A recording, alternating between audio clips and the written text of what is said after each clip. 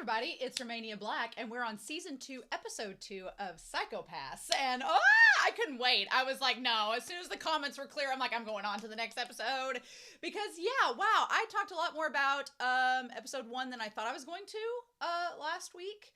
But there was a lot of new characters. We have Kinakawa, we have Togani, we have the Division 2 woman. We have the one Shisui woman that's maybe dead, probably dead. The one guy that was with her is dead. Whatever his name, like Tokiyama or something, is dead. And we have a new villain that has surfaced that's using hologram technology. There's this new drug that's on the market that's maybe going to be calming people's psychopasses. There's probably nothing nefarious going on with that. And yeah, things are pretty scary. So what do we do about that? I did notice two things. I rewatched the discussion this morning from episode 1 just to refresh myself because there was a lot going on that was new. One is that I wonder if the drug that was administered to Sisui, if it was the actual psychopath's hue clarifying drug, and if that was the reason why the partner couldn't shoot was because her psychopath was suddenly so low and that prevented the dominator from going off. That seems like it might be the case. That's quite dangerous and is probably going to be problematic, so yay. And the other thing is, I feel like the mystery surrounding our villain this time around is a little bit different than with Shogo, because with Shogo kind of liked showing off their villainous, not villainous, well, however you want to determine that if you ship them with Kogami, R.I.P. But I feel like with Shogo, there was kind of a showboat air to it where Shogo was trying to trying to attract the attention of Kogami because he wanted to suss Kogami out and get him to like meet with him and then do like the Sherlock and Moriarty thing. So there was kind of like this Sherlock Moriarty, I'll leave you clues, you come find me, and I want to show off what I'm doing in this sense, right? There was always that air of Shogo was trying to kind of showboat and present his crimes and his comrades' crimes in front of Kogami because he was trying to lure him out, right? To find this kind of match to him. I do not get that vibe at all with the current villain. The current villain is, I think, trying to be secretive and trying to be covert. And I like that because it's going to make the villain vibes a bit different this season. I like that this new villain does not seem like a carbon copy of Shogo, because you can't carbon copy Shogo. You can't redo the book, right? There can't be Grapes of Wrath 2. It will never be the same as Grapes of Wrath 1. So I like that we're not trying to create another book club villain. It's somebody totally different. So I like that. I appreciate that. But yeah, Akane is our virtuous badass, which I'm all about. I like that she's trying to like make the Sybil system. She's trying to challenge the Sybil system. Akane is doing a lot. She's trying to challenge the Sybil system. She's trying to teach Mika, who is just not having it. She's like, no. And I like it. And she's trying to also like do right by Ginoza and the others. And she's trying to be a badass and be idealistic. And like Akane has... Girl is lucky her psychopath hue does not seem to change. So, there. But yeah, really good opening season so far. I liked the first episode. There's a lot of mystery surrounding by this WC. I think it's tied to the Hue company. I like a good mystery, and I like trying to piece things together as we go. And I'm sure as we go, things will start to come out of the woodwork, and I'm excited for that. So, yeah. So... lots of fun stuff, but we're not going to wait around. I'm excited for this season. I hope you all are too, but we're not going to waste any more time. We're going to dive right into episode 2 of Psychopaths, season 2. And we're going to do that here in 3, 2, 1, and let's go.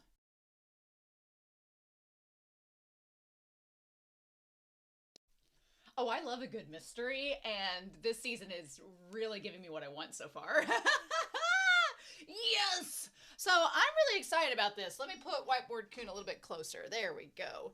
And put him over just a wee bit. There we go. I'm really excited about this season for a lot of reasons. I'm going to put that back there. Yes. For a lot of reasons. I'm excited because, one, Kumai, or whatever his name is. I think it's Kumai. We'll go back through to the end and find out for sure. Kumai seems like a very different villain than Shogo in a lot of ways, which is good. I didn't want a repeat of Shogo.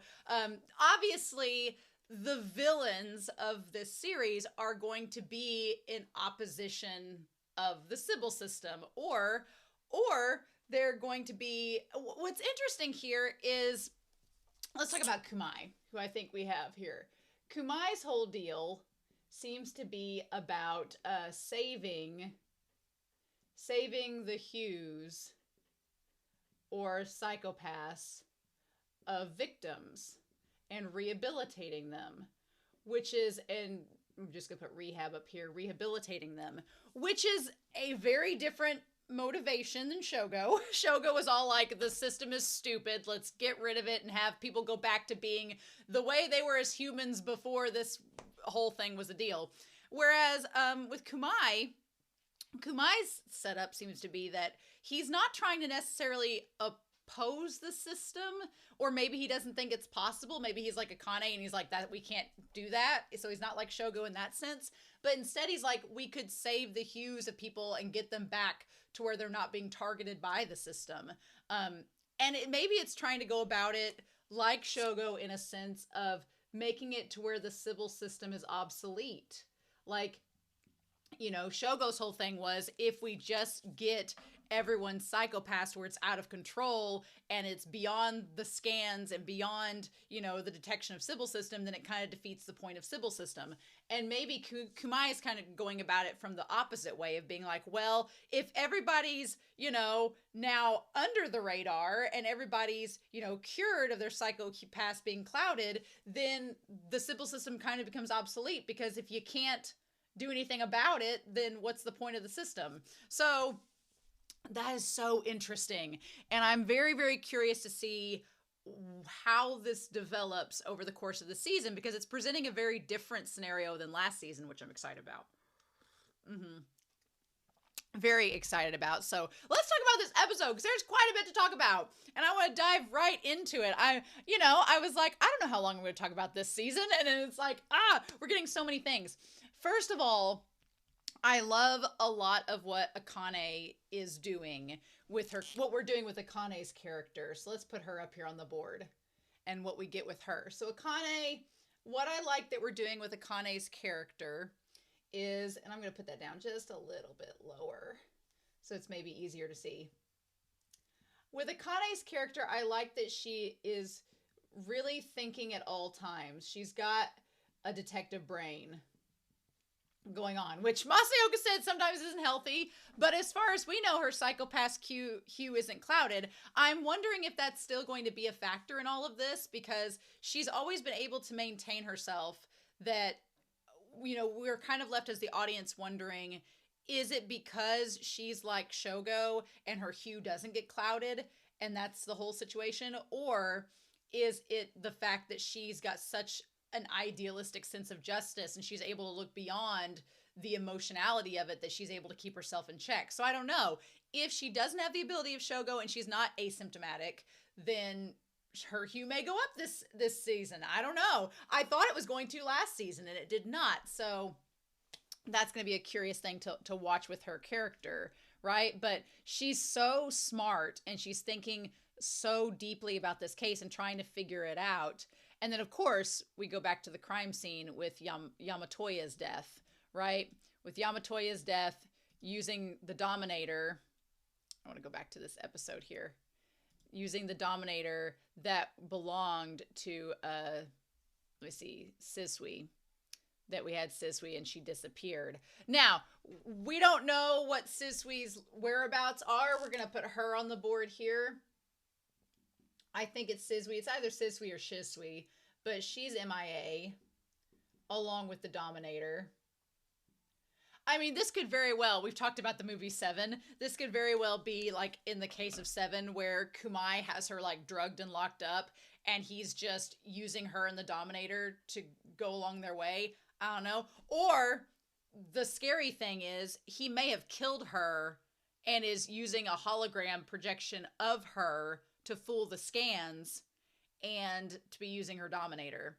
That's the problem. That's the scary thing, because if he's able to keep his psychopaths under control and not be detected by the scans, because the scans wouldn't care if it's under, you know, the crime coefficient radar or the threshold, then he could have already killed her, and he's just walking around literally wearing her skin, using her dominator, and then we're going to find her somewhere along the season. It's going to be like, oh god, no, she's been dead for a while. Because yeah, clearly this guy has no problem with using dead people to fool the scanners, and we established that the scanners, you'd want to use a dead person because you wouldn't want to bump into the same person. It'd be like a glitch in the Matrix. The scans would be like, oh, something's wrong, there's an error. But if she's technically alive, her dominator's being used. The only thing is, you know, how could the dominator still be in check? I mean, has he like manipulated it to where where the dominator is scanning, thinking it's her eyes? We don't know. She could be alive, she could be dead. We don't know yet, but she's MIA and the dominator's still in use. So there's that. Fun times. But apparently he disappeared. And then there's the WC when I like her in the shower doing the WC. So the whole thing with WC, I was like, I don't understand what that means. What color? You know, I feel really dumb now because the whole time in season 1, we've all been obsessed with that number of what the psychopath is. We're like, oh, well, if it's under 300, that's the crime coefficient. I've never really considered the colors and how important they could be. It never crossed my mind. I was like, they're always like blue or green is okay. And Shogo said his was pure white, but we don't really question what the color means. So in this season, we might find out what the color coefficients, kind of how they relate to the crime coefficients, what the relation is. Because right now, the number's always been what's important. Nobody cares about the color. It's like they mention the color, and it's showing it getting clouded or changing colors in a bad way, like a mood ring, but we've never really attributed any value to the colors. So if that's what we're doing this season, and the drug, the Lacus drug, is connected to 6 different colors that depend on how your crime coefficient can raise, then we might be getting into some color theory this season. And I, as a hot second art minor, I'm really excited about that. I'm like, oh, cool, some color theory. Yes, let's do that. I'm 100% here for it. Yes, sir. Let's get in on that. But cool. So again, I'm not paying too much attention to the OP because it's already made me suspicious enough of Togani. I don't want to watch it too much now until we get a little bit further in. But yeah, so Mika Shimutsuki. You know what? Mika is really, really fun to me. And I know she probably annoys a lot of people because she's so grumpy cat. She's kind of like Kogami and Ginoza from season 1 wrapped up in a character. And she's very by the book. Mika is like, look, you did not do things correctly. She very much reminds me, in episode 1, she reminded me of Kogami because she's very much like, no, this is what an enforcer does. This is what we have to do. We're not here to make friends with the criminals. We're here to eliminate them and make them not be a threat anymore, which was kind of Kogami's sort of attitude about it. Here in this episode, she reminds me a lot of Ginoza because she's like, you know, well, you did not act properly here, and I'm going to put it in my report to the chief that you're not doing things properly. And she's like, and Ginoza, I still love how she's so against Ginoza, but then the moment that Kunizika speaks, she's like, oh my god, Kunizika.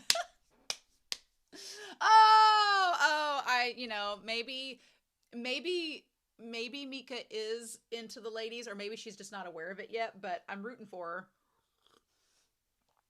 Unfortunately, I don't think your conquest of Kunozuka is going to go anywhere, Mika, because Kunozuka is already kind of with someone, but you might be able to sneak in there. We don't know. We'll see. But I like how she's just very much like Ginoza, because in season 1, he was giving those reports to the chief, and then the chief, you know, he was laying it all out. But in season 1, he was trying to edit it to where Akane didn't necessarily get in trouble. And here she's like pointing out, trying to get Ginoza in trouble. And Akane's like, oh, you sweet summer lamb. You have no clue how I am already involved with the system. I'm glad that she finally knows that. I'm glad that Kunozuka finally tells her, like, hey, Ginoza was an inspector, so he kind of knows how this works. And I'm glad that Mika knows now. Of course, Mika says, well, it's not my fault he quit. And I'm like, oh, girl, you don't know the half of it. It's like, but I like that Kunozuka tries to, like, just ease her and be like, look, Mika, It's okay. It's going to be fine. And then, of course, Akane, who is on a heart-to-heart basis with the Sybil system practically, is like, oh, don't worry. The chief's going to let me keep doing what I do because they have this whole weird MO. It's a thing. It is really sad to see right next to Kunazuka, Hinakawa and Hinakawa. Like, there's not all the dartboard games or the chess boards or like all the board games that Kagari had before. However, I am glad that we do get some insight into Hinakawa in this episode. He has like the little Rubik's cubes. He has a couple little knickknacks on his desk. He has like a little like burst of color there, kind of like Kagari. But I like that Hinakawa is not Kagari. He is very different. He's very introverted. He's very quiet. And that all makes sense now because he's a holo designer. That makes sense why he's an enforcer. Because I was like, why is he an enforcer? What's his whole deal? What's his special technique? Well, him and Shion actually have a lot in common. They're both kind of the tech people. And he's just on the force here instead of in the lab. So I'm like, curious, interesting. And I feel like Akane kind of picks up on that. She notices that about him, and so that's why she puts him on the holo mission. She's like, she knows his backstory. We don't know the full backstory, but she knows his backstory. And she's like, you're a holo designer. You would be good at investigating how this technology works. So get on that. I like that. That's really fun. And I like Hinakawa just kind of like looks at her like, oh, me? Oh, okay. Like his skills are being used. I want to know Hinakawa's backstory, but it might be something like Kagari's where it's something simple, like he was a kid when his crime coefficient raised. He's like Kagari in that sense, and that's what happened. Or maybe he's the type that he seems quiet, but he had this outburst and it raised his crime coefficient. And they were like, nope, we don't know. That's curious. We don't know what his story is. So it'll be interesting to see what we get. But I like Kunazuka is the mediator here. She's kind of like, look, it'll be okay. She's like, just let Ganoza say his piece. We can go back. And I like Mika having the blush being like, well, Kunazuka, but that's precisely why. It's really funny. I like Mika's relationship with Kunazuka, and then she hates Ganoza. It's just freaking hilarious to me. I absolutely love it. But yeah.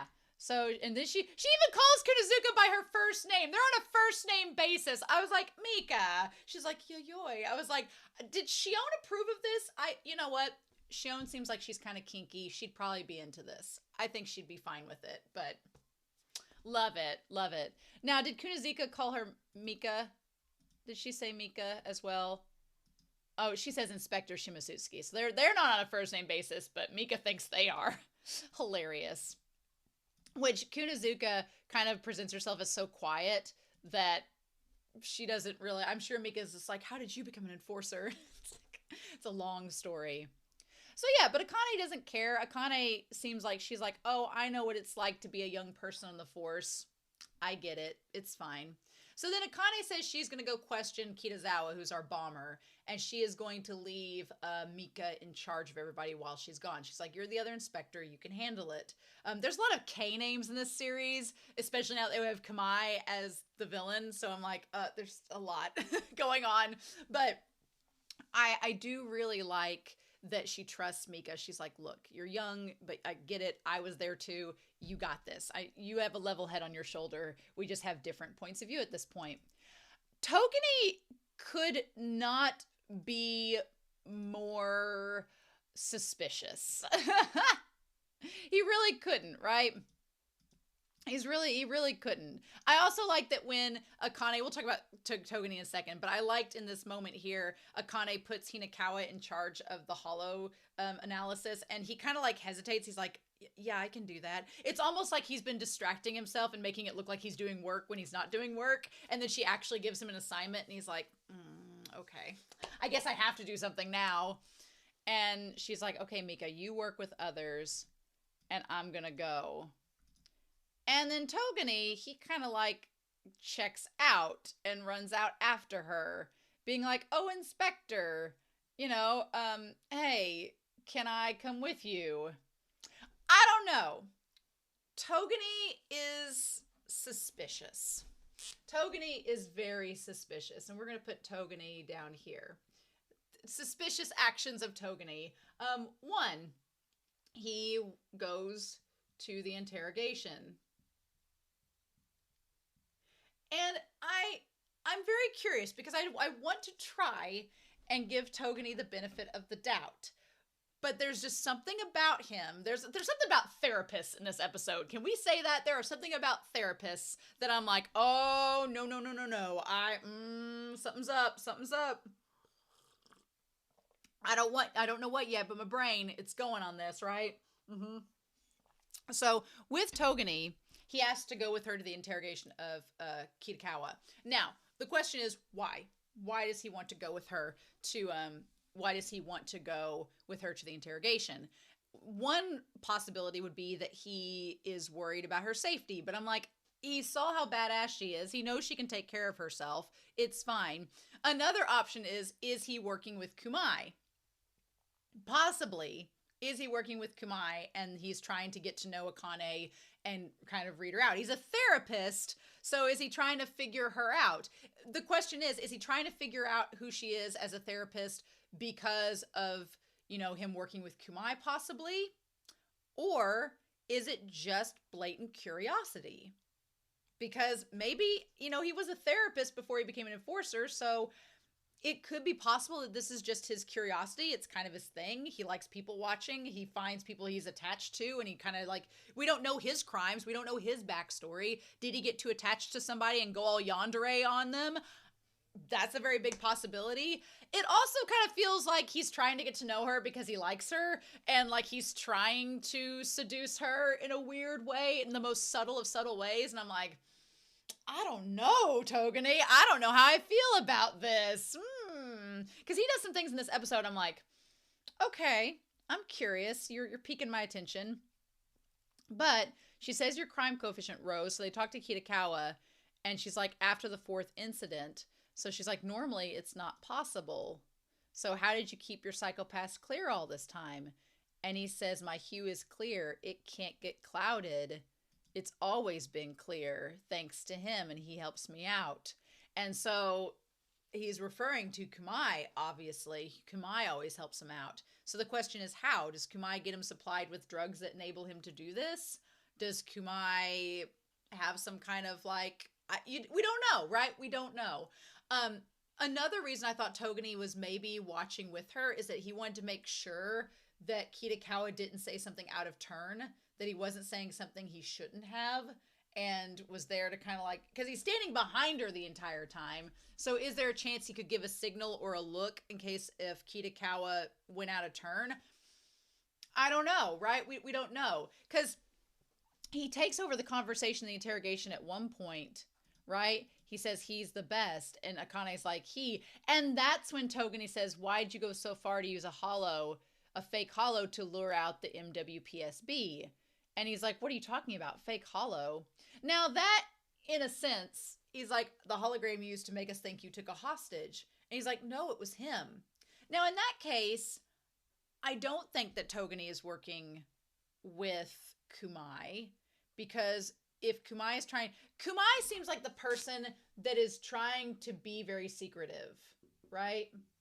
He's trying to be secretive. Now, did he intend for Akane to figure out that somebody had scratched, I'm presuming it's Kumai, had scratched the WC in her room? Had he intended her to find it? Because you would think he intended her to find it. It seems like if he wants to be deliberate, like with her room, he could. But other times he's trying to get past the scans. He's trying to cover his tracks, right? He's trying to cover his tracks. Shogo got really mad at a lot of the people that Shogo tried to convince to do crimes. Shogo was really displeased with a lot of those people in season 1 because they weren't good at covering their tracks. They made themselves too obvious. They left too many breadcrumbs and it was too noticeable, right? And you could tell Shogo was frustrated by it. He's like, how can we commit the perfect crime if you keep blowing it? Whereas Kumai seems to they seem like they are the mastermind. They are pulling the strings. They aren't using other parties except for the case of Sisui. They're in charge and in control of the situation. They are using Kitagawa, but they're not relying on Kitagawa to cover their tracks, right? So it seems like Kumai is capable of covering his tracks and being secretive if he wants to be, and letting information out if it's needed. So I'm curious, what is Kumai's end game in relation to what we've talked about? What is he wanting out of Akane? Because he got into her damn house. I'd be buffing up security. If somebody made it to my house, I'd be like, nope. And he clearly has the ability to get past the scans. That's why they call him the ghost. And I know that some people will be like, well, how is that possible? But Shogo is figuring out how to get past the scans in season 1.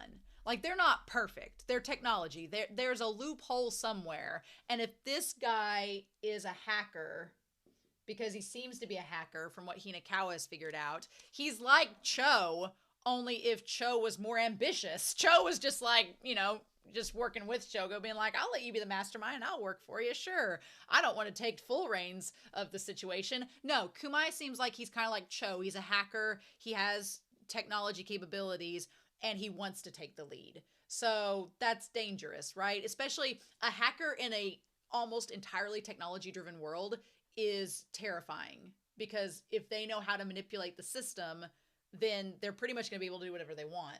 So that's terrifying. And I mean, Kitakawa gives them all the information they need. He says, you know, it's him. He made the world clear and I'll fight with him. The fact that it just looked like a woman, everybody's like, oh, well, he's being delusional. And Akane's like, I don't know. It seems like he's probably onto something. This seems like more than just a delusion. I don't think it was an imaginary accomplice. So then we have our Division 2 lady, which we get her name, and I'm going to get it absolutely right before I say it again. But she's like, well, the scan didn't detect anything, so it's not possible someone else was there. And Akane's like, look, we've seen from season 1, the part where technology blips out, things aren't what they seem to be, the Sybil system is the Sybil system. She's like, let's not say anything is impossible until we have it proven otherwise, right? This part was also very weird, because the Division 2 woman, she says that they can track Sizwee's whereabouts using the GPS, and her Dominator is online and authenticated. So that means that she's still in charge of it. It's not, you know, it's not like somebody else is using it but her. So her eyes and her hands are clearly still present. Shizui, there we go. Her actions are approved by Sybil's. So the Division 2 woman, she seems like she is in stark denial of a lot of things, right? We're going to put her over here. She is very by the book, kind of like Mika, and she is in denial of the Sybil system being wrong. She's like, well, she seems to unload a lot of responsibility onto the Sybil system to make things more easy for her, because she's like, oh, well, you know, we can't go after her. The Sybil system says it's fine. She's fine. We're not going to worry about it. We're not going to worry about the possibility that she's dead, worry about the possibility that this Kumai guy is probably using her eyes and hands to keep the Dominator, you know, open so that it's not an issue. We're just not going to, we're going to just, you know, out of sight, out of mind. She seems like that type of person. She's out of sight, out of mind. We're not going to worry about it. And she's very by the book and does not deviate from whatever the Sybil system dictates as law. That just seems like her attitude. And I'm sure that in a lot of ways that's a defense mechanism, so she doesn't have to feel like if she, you know, if she acts this certain way, she doesn't have to worry about the Sybil system and all the ramifications that go along with it. If she just, you know, is a textbook inspector, we don't have to worry about anything. She's interesting, right? She is interesting. She's kind of like, I feel like Mika is riding, if you're looking at the spectrum of inspectors, you have the Division 2 woman and Akane on polar opposite sides of the rod. And Mika kind of is leaning more towards the Division 2 woman, but she's not quite there yet. Whereas like former Inspector Ganoza is over there on Akane's side, right? Interesting. And Chief Kasai thinks so too, which of course Akane doesn't really say much to, because Akane knows the truth. So she's like, oh, really? Interesting. She's like, she's not doing anything illegal, and she's probably just conducting an investigation that the Sybil system acknowledges. And Akane's like,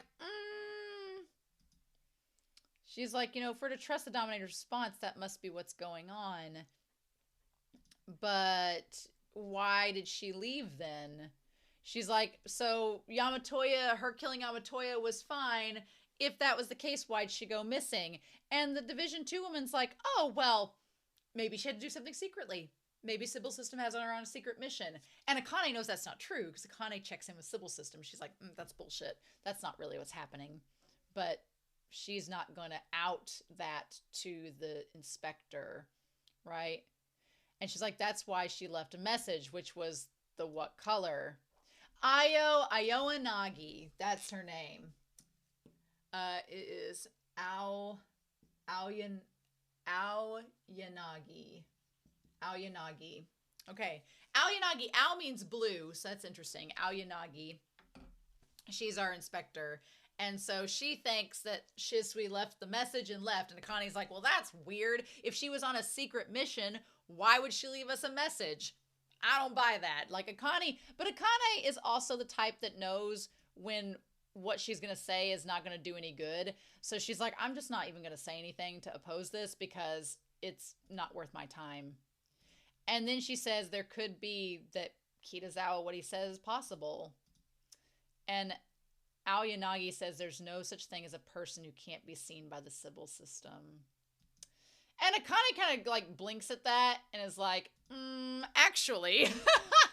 She's like, you should go back and rewatch season 1. And that's when Aoyanagi kind of gets to her point where she's like, searching for ghosts. Searching for ghosts is not in my job description. Now, I do think that there is a part of Akane that is definitely hung up on Kogami. Very much so. That whole line about searching for ghosts, I'm like, there is a sense that's like, I think Akane is not fully moved on from Kogami. She still like is keeping him in spirit, almost like a ghost with her. And that is to her detriment in some ways. And I think it's really interesting. I like that about it too, that Akane is not this little saint, perfect saint. Because I could see maybe if you had watched episode 1, you'd been like, oh, she's this, infallible badass. And it's like, no, Akane has still got some stuff going on mentally with her. She's just doing a real good job of keeping her head above water at this point. So yeah. So then we see like them trying to figure out what it means. And that's when Hinakawa like figures out the hologram. So, speaking of which, we go to Akane. She, like, mentally preps herself to go into the gym to work out. And does figures it out. I'm sure you could note, like, why is she wearing the zip-up actual clothes when from season 1 they could use the hologram? That seemed like a little continuity error, but I'm fine with it. It's what it is. However, what I do find interesting is Togani in, green when she's in pink. Very similar to her going to see Kogami in the gym. Basically, Togani proves to us that he is not someone that can't defend himself, which quite fit and buff for a therapist. So he's very fit, right? And capable of defense. I swear he reminds me of, is it Makishima from Death Note? He still reminds me of the lawyer that was buff and going to the gym too. I'm telling ya, he's still reminding me of him. Mikami. He reminds me of Mikami from Death Note. That's what Togani is giving me vibes from. I was trying to think of the name last episode. He's giving me Mikami vibes from Death Note. The fact that because Mikami in that series was a lawyer who was also super buff. But he's like, you need to do more than watch if you want to ease your stress, Inspector. I'm like, quit trying to seduce her. I feel like he's trying to seduce her. You and your Eisen curls and your mullet. Get out. Right? Because I feel like that's what he's trying to do. He's trying to get closer to her, which is interesting. And like he's trying to analyze her himself, right? Now, he can't be Kumai because he was with her whenever Kumai was outside waiting on Kitagawa. So that's ruled out. We can rule out that they're the same person, right? And so he's like, well, thanks for letting me come along with you. And she's like, sure. And she's like, OW Pharmaceutical, which was hurt by Kitazawa. Okay, so this is interesting too. The OW, which is ow. Ow Pharmaceutical. Funny that. Which was targeted by Kitagawa. Right? So this pharmacy that was targeted by Kitagawa was run by the Toganis, his relatives. Okay. And interesting. So one could wonder, is part of the drugs, the Lacuse being developed, are the family developing that drug because of what happened to Enforcer Togani? Are they developing it because they feel bad for him and they're wanting to make sure that no one like their family member is targeted by because of their psychopath hue? It's interesting. We'll talk about this as we go, right? But that's a little piece of exposition. I'm like, that's very curious. And she's like, you don't seem the type that allows emotions to cloud your decisions. So the more I focus on the benefits rather than the risk of taking you along with me. And he kind of just stops and stares at her, like thinking about that. Like, how do I respond to that? And she's like, you were a therapist, weren't you? And he's kind of smiling at it. I don't trust Togani at all. No, something's up. She's like, you were a therapist. So you made that decision considering my background, huh? And he's like, you're quite perceptive about people. And she's like, bitch, yes, I was taught by the best. So he's a therapist. Okay. I mean, we've seen weirder become enforcers, but I'm curious why he's there. And that's when Hinakawa discovers the hollow situation and starts going through it. Nice. He says, you left the hollow verification to Hinakawa because in order to make use of his background as a hollow designer. And she's like, well, yeah, I'm your boss. It's my job to use people as they're supposed to be. So then he does this whole thing with the cigarette. All right. And we know from season 1 that Kogami was all about working out and then he'd have that cigarette, right? But here's the thing. She is using the same cigarettes that he is using, and we'll talk about that scene here in a little bit, but the cigarettes he lights up and sticks beside him are the exact same brand as what she smokes. And she's like, oh, and she's like, well, what is it? And he's just looking at her and he's like, the ghost exists. Which is such a layered phrase, right? As he's flicking ashes into the ashtray that was once used, the same brand of cigarettes used by Kogami that were used by Sasayama. Same type, as you say, the ghost exists, right? And maybe the ghost exists in Akane. The ghost of Kogami exists in her. But he's using the same cigarettes. Now, that brings up some red flags to me because one, does that possibly mean that Togani was in her room? He's the one that carved the message? Because just saying, if he knew what brand of cigarettes that she was using, it would have been on the table. He could have seen the brand of cigarettes that she was using in the office, and he's trying to mimic that to get closer to her, be like, oh, here's a subliminal, because he's a therapist, be like, here's some subliminal things, I'm using the same brand of cigarettes that you're doing, we'll get closer this way, or it could be that Kumai went in there, saw the pack of cigarettes she was using, and told Togani, and was like, this is the pack of cigarettes she's using. I feel like Togani is trying to get close to her for some reason, and I feel like it's connected to Kumai. I feel like Togani and Kumai are working together, and Togani's just really good at faking it. Really good at hiding and playing poker face. I don't know. It could also be, though, because the one therapist smelled the smell of cigarette smoke on her, that it could be that Togani also smelled the smell of cigarette smoke and was just able to deduce what kind it was. I don't know. And maybe Ganoza didn't fully notice because he's around cigarette smoke so much, so he doesn't think about it. He smokes all the time, so he wouldn't notice, right?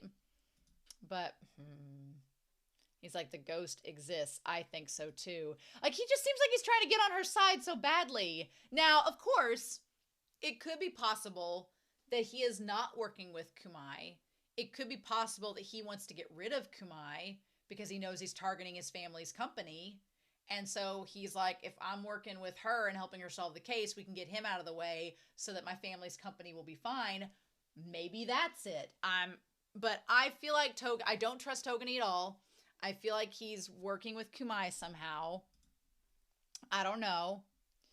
But he's trying to be on her side. And she's like, well, there's no proof. And I also know that it's not that easy to deceive the scans and drones. And he's like, well, even so, it doesn't appear as if Kitasawa is delusional. And she's like, well, it's hard to think that someone like him could commit a crime alone. And he's like, right, there's someone pulling the strings. I feel like he tries to suck up to her so much, and she's kind of like, she's like, honey, that ain't my type. My type isn't the guy that sucks up to me. My type is the guy that challenges me, right? So she's like, okay, but I'll go along. I'll and yes you. Sure. And she's like, and that's when poor Hinakawa shows up. Bless his heart.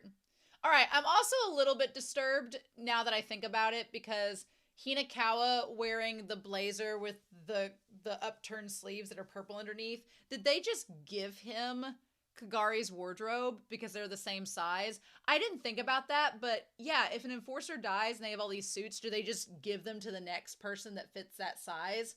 That would kind of be disturbing. That would kind of be creepy, not gonna lie, if he ended up inheriting Kagari's suits. All right. I really want Hinakawa and Shone to work together more, because I like the fact they're both tech people and that both seems to be something that they can do. And so then they determined that there was a match with someone that wasn't alive. Now, I loved this aspect. The idea they found this person named Maki, and it seems like they died in 2091, 15, like so many years ago. Now, it says 2091. Yeah, so it'd been 15 years ago. Blood type AB, date of birth June 3rd, Maki. And apparently they died in an airplane accident, and they just recreated their body. What I loved about this moment was they basically just did The Sims 2. That's what it is. If you've ever played The Sims, it's a game where you make little computer generated people, and you put them in like a scenario, and you make them houses and stuff, and then you let them interact with each other. And I always just played The Sims just to make the houses. I didn't care about what happened afterwards. I was like, but then The Sims 2 came along. And in The Sims 2, you could not only create people, but you could pair them with other people and then do like a little AI scan where it would generate what their kids would look like, which was creepy. I had several friends in high school that broke up with their boyfriends because they did The Sims 2, and when they put them together and saw their kid, they were like, not gonna work. True story.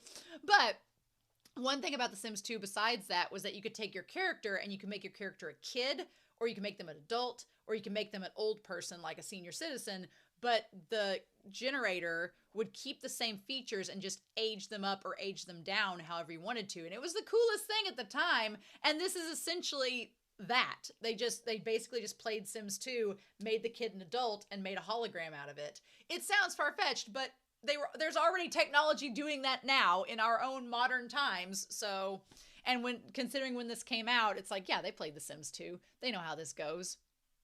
But yeah, it does show some sophistication that whoever is running this is a tech person. It's very elaborate, and they're trying to cover their tracks. Yeah. And then Risa Ayanagi comes in. Nice. And she says, where are you right now? And apparently the crime coefficient for Kitakawa went down to where they had to transfer him. Interesting. And he just looks so pleased as punch in that scene. It's because, oh yeah, so we see that their color is now medium purple.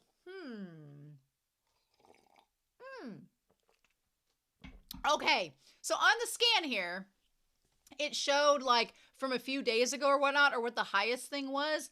It shows that their color right now is medium purple, but then it just gets darker purple as it goes. So it's not that their color ever changed colors, it just changed variances of the color. Interesting. Now I want to go back to season 1 and check what everybody's colors have been this whole time. Now I want to see that. Okay. I might have to do that in preparation for episode 3. I might have to go back and see what everybody's colors were on the scanner leading up to this point. Because I thought that Akane's was blue, and this guy's is purple, and it just keeps getting like more violet or less violet. And it's a clear color. Interesting. Now I'm thinking. Now it's getting me thinking, right? So yeah. So he basically, like, it goes down dramatically to 76.2, and they're like, well, he came to see me. He made me clear, and he said it was Kumai, but the only visitor that came was the therapist. The therapist that has seen Ginoza this whole time in season 1. The fudge. I swear to you, if that therapist has been Kumai this entire time, and he's been talking with Ganoza and getting to know Akane and getting to know everybody else. That's going to be a twist. That is going to be a twist. Yeah, there was no one else. So yeah, then they go and see him, right? And he kind of looks like Togami, sort of, too, right? He kind of looks like Togami. So the fudge, he has like the hair, he's just missing the eyes and curls. He's got the makings of a mullet. I don't know. I'm getting vibes. I'm getting weird vibes. Weird vibes. And Ganoza's like, well, it wasn't your fault. And Ganoza would kind of have a bias towards him because he's been seeing him this whole time. And then she's like, what kind of therapy did you give Kitazawa? And did you notice anything unusual? Now, this line got me where he's like, well, I just did my usual services.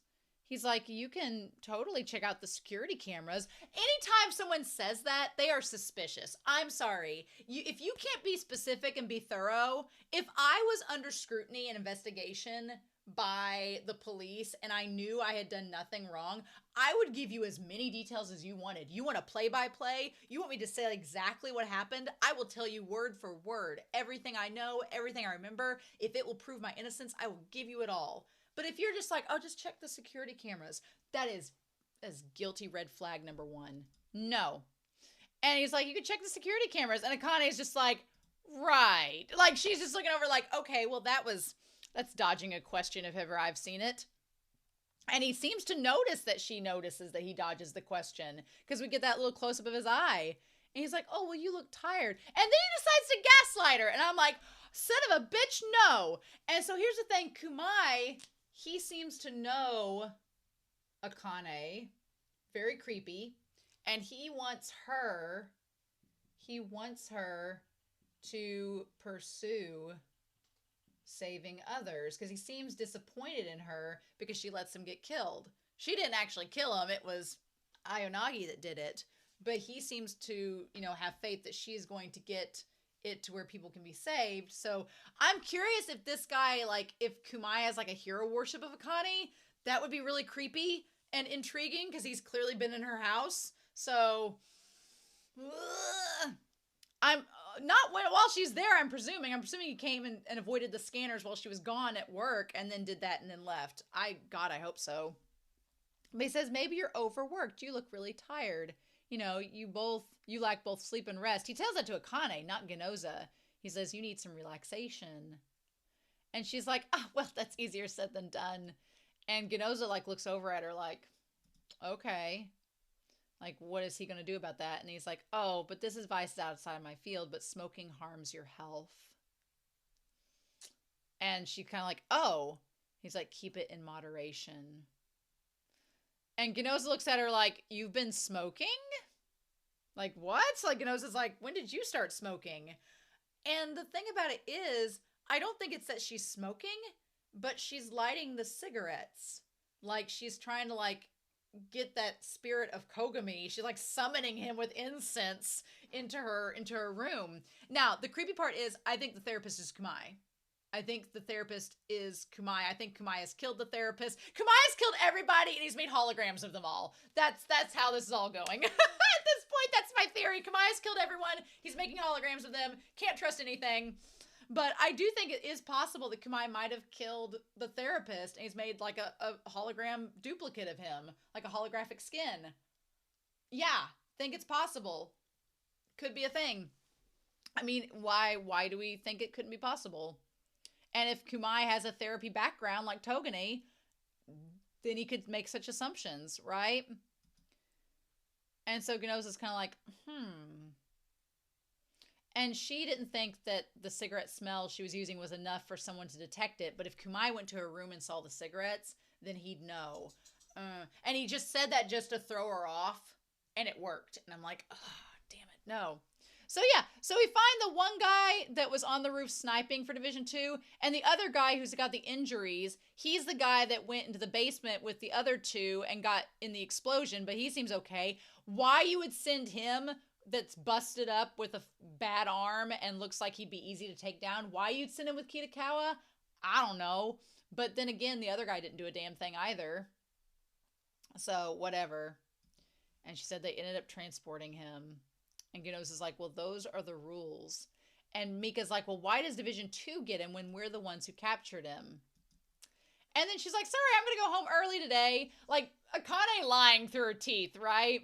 She's like, it's fine. And Mika's like, why are you going? She's like, oh, well, therapist scared me by saying my psychopaths would get clouded.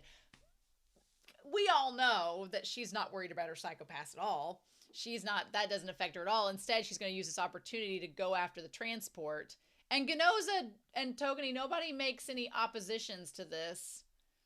And he's like, once Kitazawa is in the facility, it's out of our jurisdiction. I thought this moment was interesting because Ginoza, as we know, Ginoza had a lot of problems with Division 1 losing the rights over Kagari's case and everything in the last season. But here he's kind of like, well, look, we can't do anything about it. Let's just let it go. Right? It shows a little bit of growth on Ginoza's part, which I really like. Also, we can see that Hinakawa has like a Easter Island bust and a skull on his desk, which I think is kind of cool. Little macabre. I like it. Shion probably likes him for that too. And then Tsunemori is probably considering Aoyanagi's feelings. Yeah, Ginoza saying, look, Aoyanagi's already made it clear her stance on it, and if Akane keeps arguing it, it's going to get Aoyanagi riled up. Also, it shows that Ginoza is aware of Aoyanagi's feelings. So, I'm telling you, I will not be surprised if we see Aoyanagi and Ginoza maybe get together. I'm still on the fence. I want to ship Ginoza with Aoyanagi really bad. I need more info.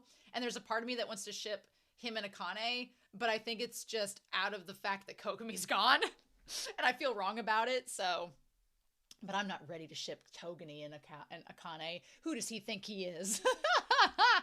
But yeah, Togani looking at the what color at the image.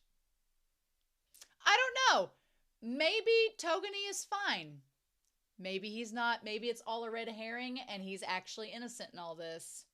It's just suspicious. I like that we have all the other possibilities. He keeps looking up for WC, like Washington Club, White Club, Wire Cutter, White Cigarette, Without Charge, West Central.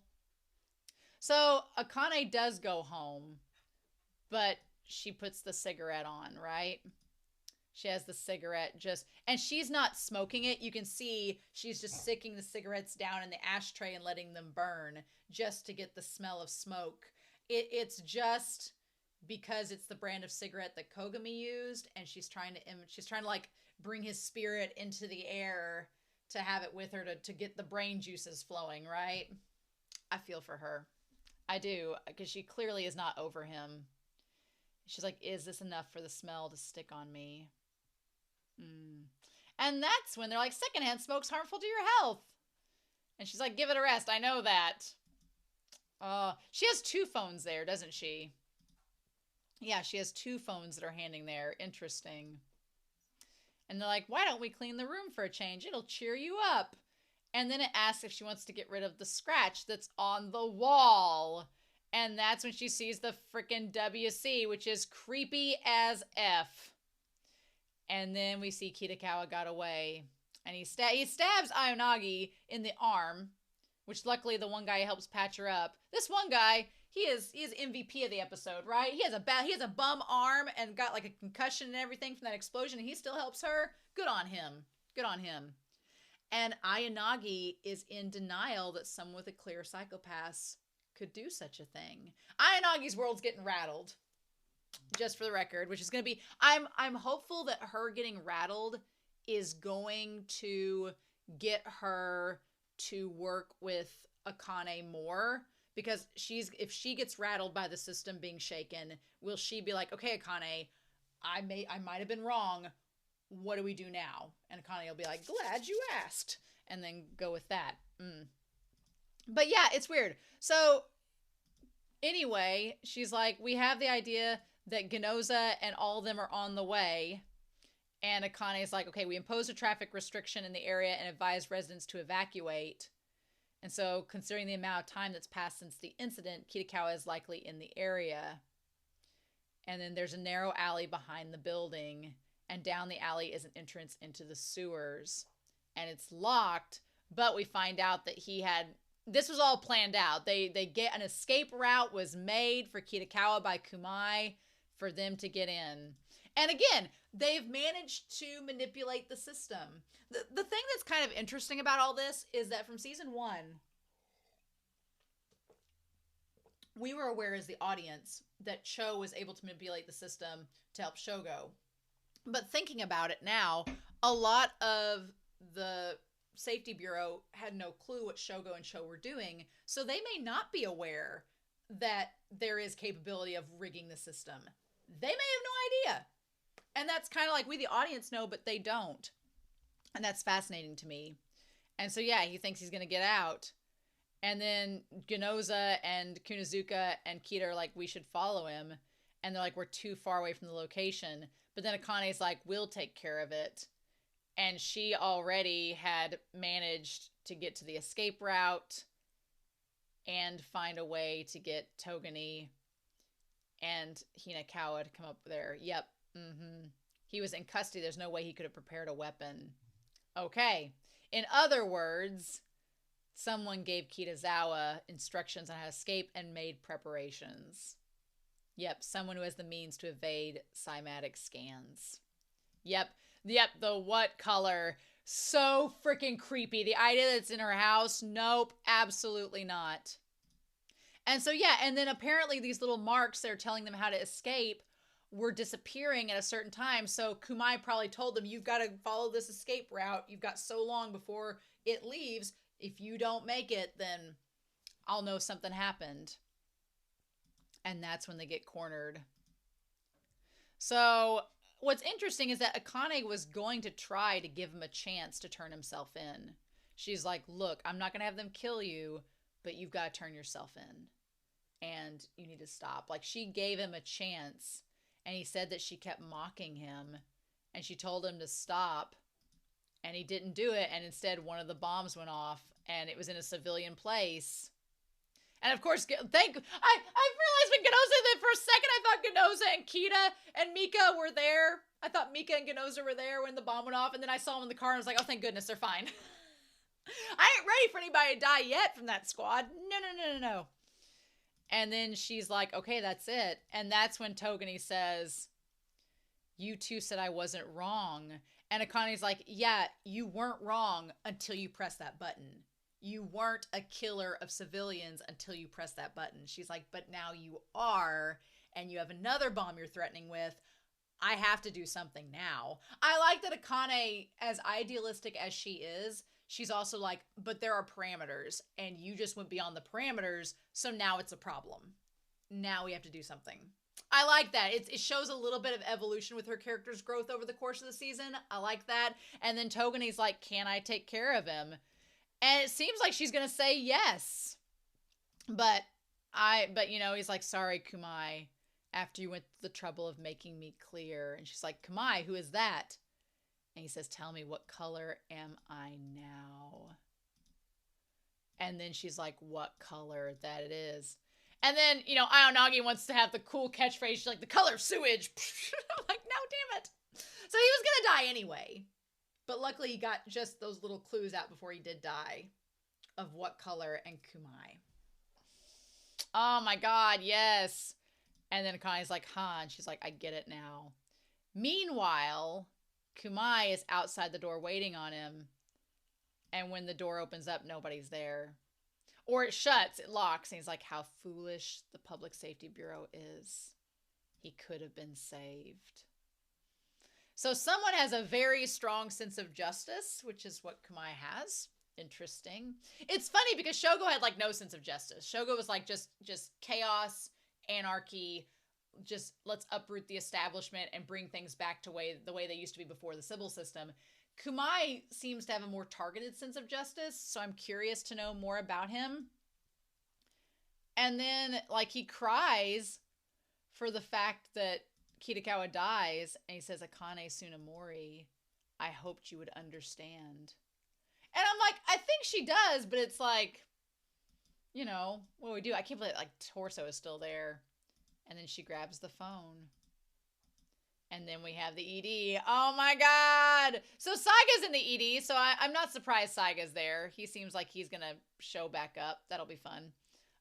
But, I'm really freaking curious. about what we're going to get. So, and I almost talked for an hour. So, yay! I was really worried that this season would not give me a lot to talk about, but I was pleasantly surprised. So, I'm super excited by this season. I'm really excited to see what we're going to get with our villain Kumai now. Kamui. Is it Kamui? Is it Kamui or Kumai? I don't know yet. Kumai. We'll see. So Kumai. In any case, we'll see what happens with Kumai. We'll see what happens with him. I'm looking at the ED, and the ED, there's a name that says Kirito Kamui, but that's not exactly what we saw in the episode. So I'll hold off. We'll wait. We'll wait and see what we get. We'll just wait on that. So, in any case, I'm very curious to know your thoughts down below. What an episode. But I'll try to wait and be patient, but I make no guarantees. So, in the meantime, I hope you all have a wonderful week. Please stay safe, take care, and yeah, I'll be back very soon with more Psycho Pass. Bye.